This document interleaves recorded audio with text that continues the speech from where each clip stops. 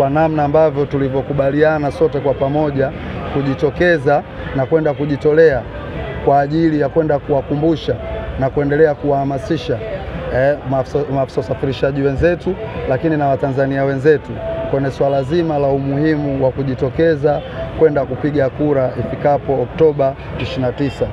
Ziko sababu nyingi sana kama sisi maafisa usafirishaji kwa nini tunajitokeza kwenda kupiga kura.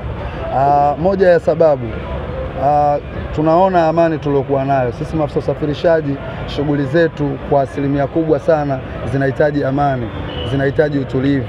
Ili tuweze kumsafirisha mtu kutoka eneo fulani kwenda eneo lingine, ni lazima amani iwepo, ni lazima utulivu uwepo. Lakini vile vile kwa kupitia uchaguzi uliokwisha, kwa sababu nchi yetu tunaishi ni nchi ambayo inaongozwa na demokrasia, si nchi ambayo inaongozwa na masuala ya kifalme au masuala ya kidikteta. Kwa hiyo kwa mujibu wa katiba ya Jamhuri ya Muungano wa Tanzania, ni takwa la kisheria kila ifikapo miaka 5 watu tuingie kwa ajili ya kwenda kuchagua viongozi ambao tunawahitaji. Viongozi wanadi sera zao ili wananchi sisi tusikilize, alafu mwisho wa siku twende tukafanya maamuzi kwenye sanduku. Hiyo ndo desturi na huo ndo utaratibu na hiyo ndo sheria ya Jamhuri ya Muungano wa Tanzania. Niaba ya wahudumu wa afya ngazi ya jamii, tumeamua kujitolea bila kulazimishwa na mtu yoyote kwa ajili ya kuhamasisha wananchi ili waweze kujitokeza kupiga kura. Kwa sababu gani tunawahamasisha? Watakapojitokeza kupiga kura ndiko kutakakosababisha kupata kiongozi bora, ndipo tutakapopata maendeleo bora, ndipo tutakapopata elimu na afya bora. Kwa hiyo hata sisi wahudumu wa afya ngazi ya jamii tutapata urahisi wa kuwafikia au kuifikia jamii kwa ajili ya kuihamasisha mambo ya afya.